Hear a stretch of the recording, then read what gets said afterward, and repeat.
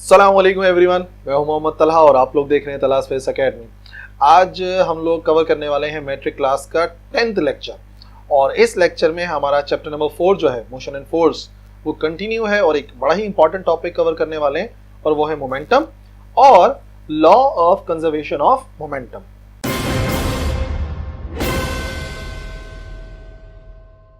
सबसे पहले मोमेंटम की डेफिनेशन बताते हैं। देखो किसी भी मूविंग बॉडी में क्वांटिटी ऑफ मोशन को अगर मेजर किया जाए कि उस बॉडी के अंदर क्वांटिटी ऑफ मोशन कितना है तो वो हम मेजर करते हैं मोमेंटम के जरिए।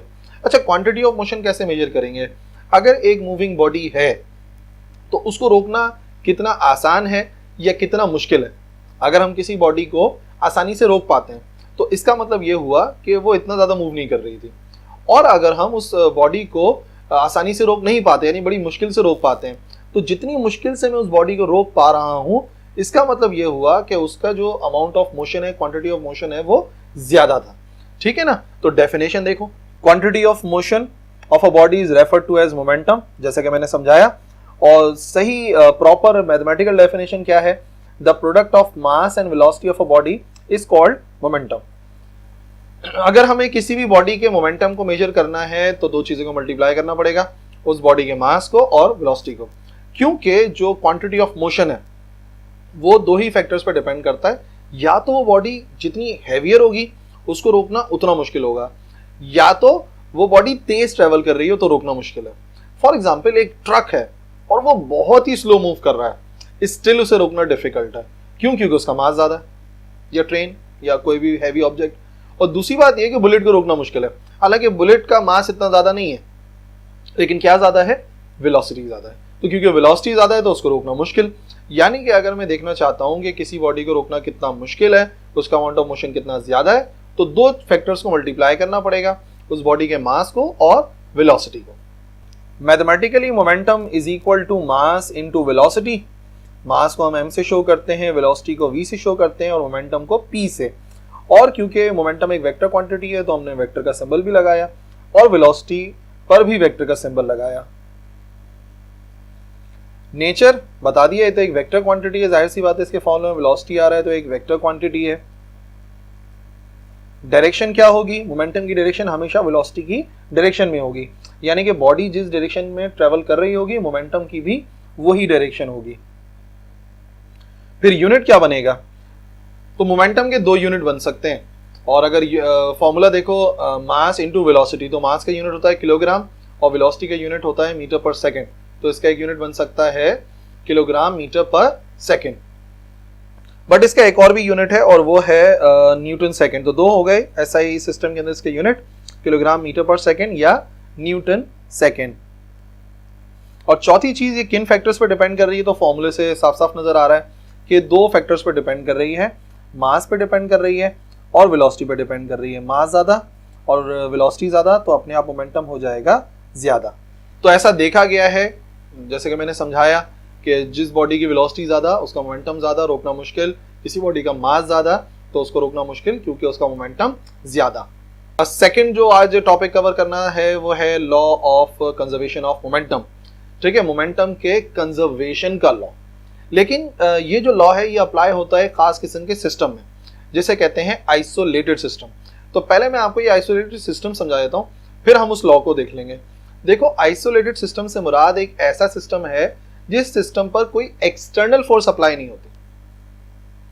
ठीक है ना? ओपन क्लोज सिस्टम ऐसे होते हैं जिनमें फोर्स अप्लाई हो सकती है, एनर्जी आ सकती है, जा सकती है, मास आ सकता है, जा सकता है। बट आइसोलेटेड सिस्टम एक ऐसा सिस्टम है जिस पर उस सिस्टम के अलावा कोई भी एक्सटर्नल फोर्स अप्लाई नहीं होगी। यानी कि जो सिस्टम होगा वो बिल्कुल आइसोलेट हुआ हुआ होगा, अलग थलग होगा। ठीक है ना? एक अलग थलग सिस्टम, एक आइसोलेट सिस्टम ऐसे सिस्टम है जिस पर कोई एक्सटर्नल फोर्स अप्लाई नहीं होगी। और ये जो हमारा law of conservation of momentum है ना, वो सिर्फ और सिर्फ उसी पर ही अप्लाई हो सकता है और किसी पर अप्लाई नहीं हो सकता। तो स्टेटमेंट है, when some bodies constituting an isolate system act upon one another, the total momentum of the system remains constant, or the total momentum of an isolated system before collision is always equal to the total momentum after collision. तो अगर एक system isolate system है तो उसका जो total momentum है वो हमेशा कंजर्व रहेगा, ठीक है ना बढ़ सकता है ना कम हो सकता है, ठीक है ना। और अगर उसमें दो बॉडीज हैं जो एक दूसरे के साथ कोलाइड कर रही हैं, तो जो टकराने से पहले का टोटल मोमेंटम होगा वही होगा टकराने के बाद का टोटल मोमेंटम। मोमेंटम अगर दो बॉडीज हैं फॉर एग्जांपल, तो एक का मोमेंटम पहले कम हो दूसरे का ज्यादा हो, फिर बाद में दूसरे का कम हो जाए पहले का ज्यादा हो जाए, लेकिन बात यह है कि जो टोटल है वो हमेशा कांस्टेंट रहेगा, एक जैसा रहेगा, और यही हमारा लॉ कह रहा है। इस फिगर में देखो तो हम देख रहे हैं कि दो बॉडीज हैं, एक का मास है m1 दूसरे का मास है m2, और m1 मूव कर रही है u1 वेलोसिटी के साथ और m2 मूव कर रही है u2 वेलोसिटी के साथ। ये सब टकराने से पहले की बात है। फिर ये दोनों बॉडीज टकराती हैं, जब टकराएंगी तो एक दूसरे के ऊपर फोर्स अप्लाई करेंगी, और F और माइनस F का नाम दे दिया। तो टकराने के बाद क्या हुआ, वेलोसिटी में कुछ तब्दीली आ सकती है, क्योंकि एक हैवी बॉडी थी एक लाइटर बॉडी थी। तो जो m1 है उसकी वेलोसिटी हो गई v1 और जो m2 है उसकी वेलोसिटी हो गई v2। तो ये जो हमने लॉ पढ़ा है ना, law of conservation of momentum, इसके मुताबिक अगर मैं टोटल मोमेंटम निकालूं टकराने से पहले, तो मोमेंटम होता है मास मल्टीप्लाई बाय वेलोसिटी। तो अगर बॉडी A को देखो तो उसका मास है m1 और उसकी वेलोसिटी है u1, तो दोनों को मल्टीप्लाई करा देंगे m1 u1। और दूसरी बॉडी है m2 और उसका वेलोसिटी है u2, इन दोनों को मल्टीप्लाई करा देंगे क्योंकि मोमेंटम आता है इन दोनों के प्रोडक्ट से। और क्योंकि हमें निकालना है टोटल मोमेंटम बिफोर कोलिजन, तो बिफोर कोलिजन का मतलब हो गया इन दोनों के मोमेंटम्स को करना पड़ेगा ऐड।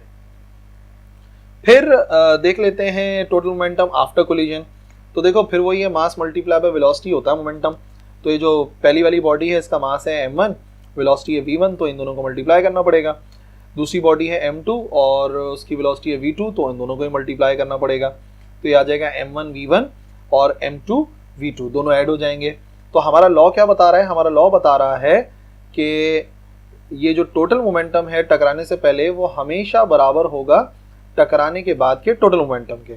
मतलब m1 u1 plus m2 u2 बराबर आ जाएगा m1 v1 plus m2 v2 के। तो जब भी दो बॉडीज टकराती हैं तो उनका टोटल मोमेंटम टकराने से पहले का और टकराने के बाद का इक्वल रहता है, यही हमारा law of conservation of momentum है। तो आई होप आज का लेक्चर जो है वो क्लियर हो गया होगा। मोमेंटम और law of conservation of momentum को तैयारी कर लो, इसकी डेरिवेशन की तैयारी करनी है, डेफिनेशन यूनिट्स वगैरह ये सब समझने, और कोई भी कंफ्यूजन हो तो उन्हें कमेंट्स में लिखना है। अगले लेक्चर में मिलेंगे, आज के लिए काफ़ी है, अल्लाह हाफिज़।